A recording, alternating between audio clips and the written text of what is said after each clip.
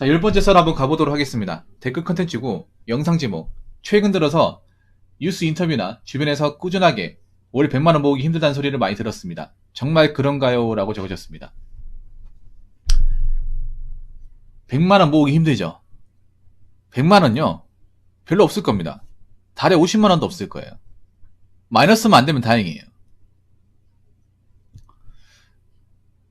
사회초년생분들 중에 달에 100만원씩 모으는 사람 얼마나 될까? 일단 100만원 모으려면 월급이 많아야겠죠. 월급이. 근데 대기업군을 제외하면 월급을 많이 주는 데는 많지 않습니다. 한 200에서 한 250? 그 사이? 일단 돈을 많이 모으려면 많이 벌어야 되잖아. 근데 많이 버는 직장은 정해져 있잖아요. 그리고 요즘에 젊은 친구들은 워라밸 많이 따지잖아. 여러분, 워라밸 좋은 직장이 월급을 많이 줍니까? 아니죠. 일을 편하게 하고 적게 하는 게 당연히 월급 적겠죠.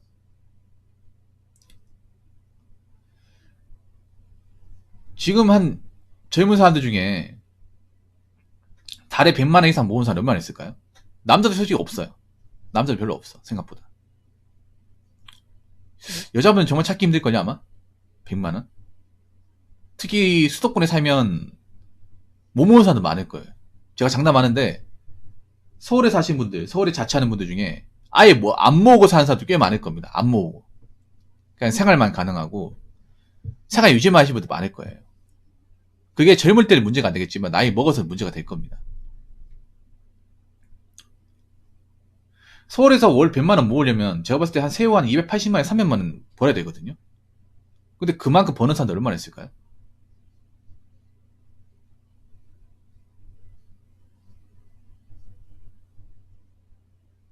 젊은 사람들이 서울로 이제 일자리 찾아서 많이 가잖아요. 가고 있단 말입니다. 그런데 어떻게 일자리는 구하겠죠. 방법이 사이겠죠. 근데 그렇게 일을 하면서 한 달 생활하면서 얼마나 모으고 있을까요? 못 모은 사람들 많을 겁니다. 이게 좀 나중에 사회적 문제가 될 거예요. 생활을 하는데 돈은 모이지가 않는다. 그래서 생활 수준이 나아지지 않는 거예요. 상식적으로 생활 수준이 나아지게 하려면 돈이 모아서 더 좋은 데 가서 살아야 될 거 아니야. 근데 돈을 모으기 힘들다는 거는 내가 지금 생활 수준을 그 이상 올리지 못한다는 거 아닙니까? 물론 생활 수준이 높아지긴 하겠지. 왜냐하면 그 돈이 나가니까. 이게 그런 거예요. 지금 젊은 사람들이 생활 수준이 너무 높아. 소득 대비 하고 싶은 게 너무나 많아요. 뭐 스타벅스 커피는 매일 마셔야 되고, 배달 음식을 먹어야 되고, 좋은 브랜드 옷은 입어야 되고, 차는 몰아야 되고, 명품백 몇 개는 있어야 되고, 하고 싶은 게 너무 많아. 근데 요즘에 젊은 친구들은 돈이 없다고 안 하는 게 아니잖아요. 돈이 없어도 카드를 써서라도 하잖아. 하지 않습니까? 절제가 안 되잖아. 그래서 저축 자체를 포기한 사람들 많을 거예요. 어떻게 한 달 뻐기기만 하자, 버티기만 하자. 뭐 나중에 어떻게 되겠지. 그렇게 생각하는 분들 많을 거라 생각이 됩니다. 문제는 그런 거죠. 저렇게 돈을 안 모으고 살면 나이 먹어서 문제가 생기죠. 젊을 때는 문제가 안 생기겠지만 분명히 문제가 생길 겁니다. 아니 월 100을 모아도 사실 빠듯한 건 사실이야. 월 100을 모아도 뭐 1년에 1200, 그리고 10년 모아도 1억 2천만원. 물론 그렇게 해도 아파트 같은 공간은 사실 빡십니다. 그런데 아파트 같은 공간은 못 가더라도 전셋집 마련할 수 있죠. 전셋집 마련할 수 있고, 지방이면 사실 구축 빌라 정도는 마련할 수 있어요. 여러분 있잖아요. 나이 먹어서 주거라는 게 정말 중요합니다. 주거라는 게. 그냥 내가 눕고 잘 수만 있는 공간에 사는 거하고 내가 집안에서 뭔가 취미생활 할 수 있는 공간은 다릅니다. 내가 가구를 좀 넣을 수 있고, 거기에 뭐 장비를 갖출 수 있고, 뭔가를 모을 수 있고, 집에서 뭔가 운동 같은 거 할 수 있고, 그러려면 공간이 있어야 돼. 근데 그 공간이 있는 집을 마련하려면 돈이 있어야 돼요. 돈을 모아야 갈 수 있는데, 문제는 돈이 모이지가 않으니까 내가 처음에 살았던 그 원룸에서 나아지지 않는 거야. 계속 거기만 사는 거죠. 문제는 원룸에도 못 산다는 거지. 왜냐? 앞으로 물가는 계속 올라갈 거니까.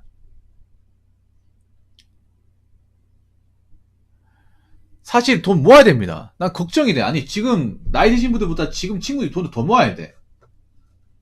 왜냐면 돈 나갈 일이 많이 생기거든. 설령 내가 아파트는 못 간다 하더라도 전세 자금 마련해야 돼. 전세 자금. 이 월세 들어간 돈 아깝지 않나요, 여러분?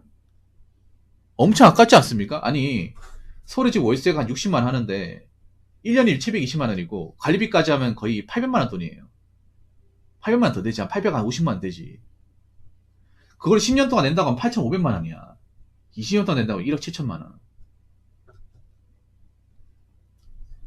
거의 이제 2억의 돈이 들어요. 2억.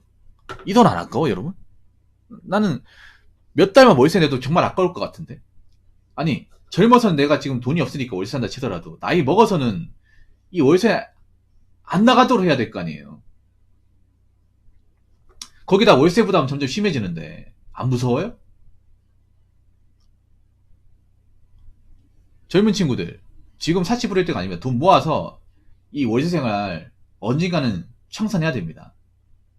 이제 나이 먹어서 또 월세 살면 이건 정말 답 없는 거예요. 이거는 이게 그거 알아야 돼.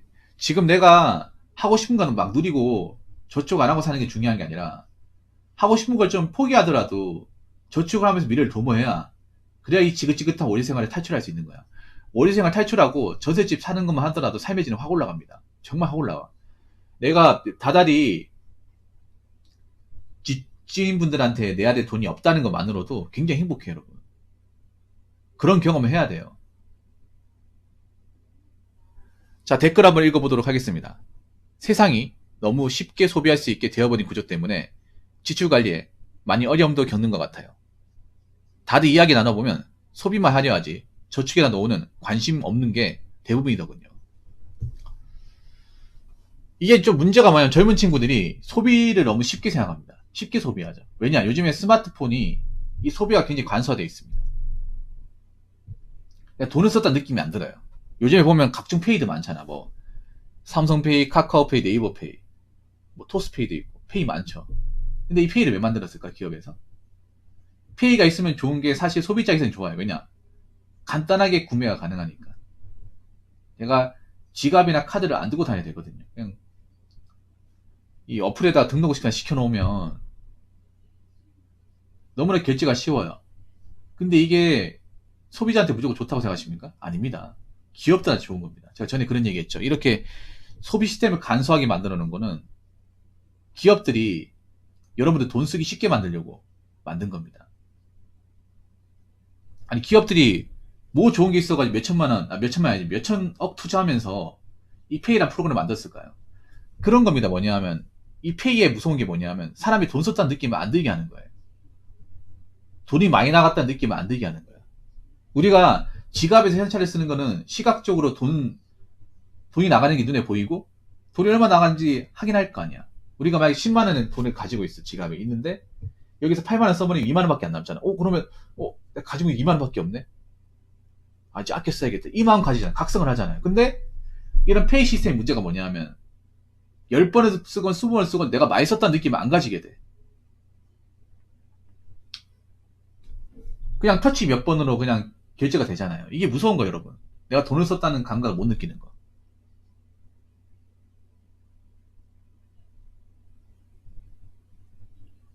그리고 요즘에 보면 젊은 친구들이 가계부를 안 씁니다. 가계부를.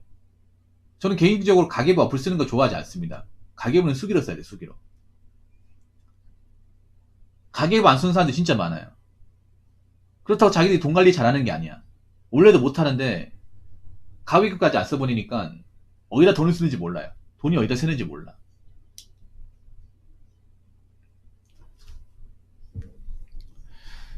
다들 이야기들 나눠보면 소비만 하려 하지 저축이나 노후는 관심 없습니다. 아니 관심이 없는 게 말이 노후에 관심이 없는 게 말이 됩니까? 100세 시대에 살고 있는데 우리도 나이 드는데 노인 되는데 미친 거 아니에요, 여러분? 노후에 관심이 없다.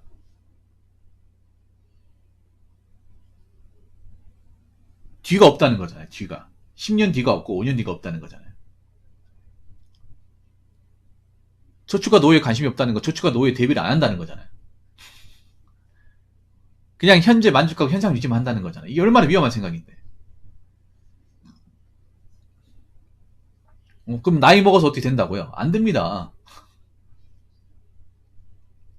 내가 얘기했죠. 노후 대비 한 사람과 안 사는 사람은 나중에 시간이 지나면 갭 차이가 확 벌어진다고. 삶의 질적인 부분, 삶의 안정감적인 부분, 그런 부분에서 넘사벽이 된다고 말씀드렸죠. 아니, 노후에 관심이 있어도 모자를 판에 관심이 없다. 무슨 배짱이죠? 자신들도 나이가 먹는다는 생각 안 가집니까? 한 살 한 살 나이 먹는 거 못 느껴요? 저축을 안 하고 살면 지금 물가 비싼 거 어떻게 감당하려고? 아니, 저축을 안 한다는 거는 내가 여윳돈이 없다는 거잖아. 여윳돈이 없으면 나중에 돈 나갈 일이 생기면 어떡할 거야? 나중에 물가가 올라가서 지금 가지고 있는 돈을 버거우면 어떡할 거예요? 대출받을 거 아니에요? 굉장히 위험한 생각 아닙니까? 아니, 저축을 안 하는 사람이, 관심이 없는 사람이 카드 같은 거 안 쓸까요? 카드 같은 거 쓰겠죠.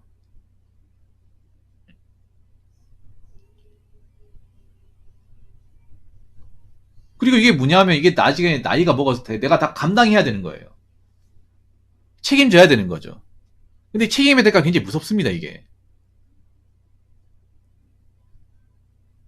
내 능력에 맞게 소비해야 되는데 능력에 초과하면 소비하는 사람도 많아. 그러면서 지금 뭐 문제가 없을 때 괜찮아 얘기하고 있어. 지금 당장 문제 없겠죠. 앞으로 가면 갈수록 문제가 생기겠죠. 왜냐? 대비가 안 돼 있으니까. 지금 어떻게 생활이 가능하다고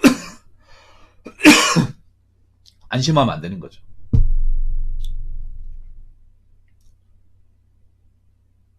저렇게 살면요, 나이가 좀 지나잖아요. 그러면 이제 자기가 대비하지 못한 것들에 대해서 문제가 생겨요. 갑자기 뭐 병원비 많이 들어서 병원비 많이 나온다. 근데 돈이 없어. 병원비 어떻게 될 거야? 그리고 자꾸 월세나 이제 물가가 올라가요. 올라가는데 저축이 안 돼 있으니까 어떻게 돼? 마이너스가 되는 거죠.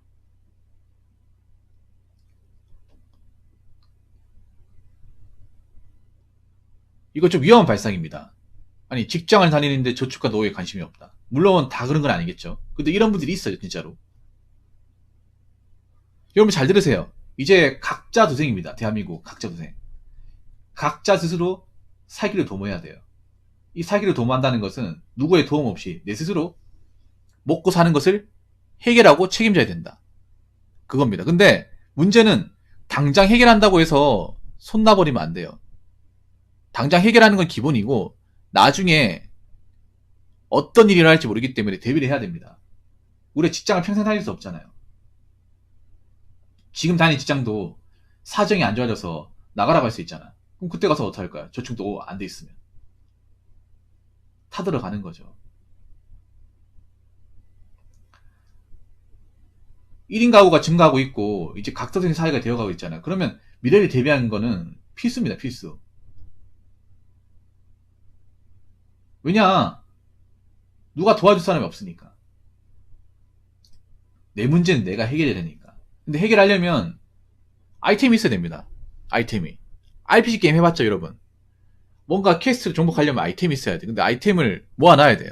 캐시를 모아놔야 나중에 그걸 가지고 아이템 살 수 있죠. 근데 캐시도 없는데 어떻게 싸울까요? 뭐 어떻게 싸울 겁니까? 그냥 속초릇이 밀리는 거죠. 그래서 이런 위험한 발상으로 사시면 안 됩니다. 우리 혼자 살기 때문에 저축이나 노후에 관심을 가져야 되고 내가 마음이 모으지 못하더라도 저축을 해야 됩니다. 좀 걱정이 돼요. 지금 저축 안 하고 사신 분들이 많아서 걱정이 됩니다. 저런 분들이 갑자기 직장이 잘린다거나 아니면 어떤 사고로 큰 돈 들어갈 일이 생기면 어떡하려는지. 여러분 이런 마음 가지시면 안 됩니다. 월급이 많건 적건 저축해야 되고 노후에 대해서 관심 가져야 돼요. 어차피 저희도 나이 먹으면 늦습니다. 지금 어르신들 가정이 와요. 그때 가서 후회하지 마시고 지금부터 준비하시기 바랄게요. 아시겠죠? 자, 이상으로 10번째 썰 마치도록 하겠습니다.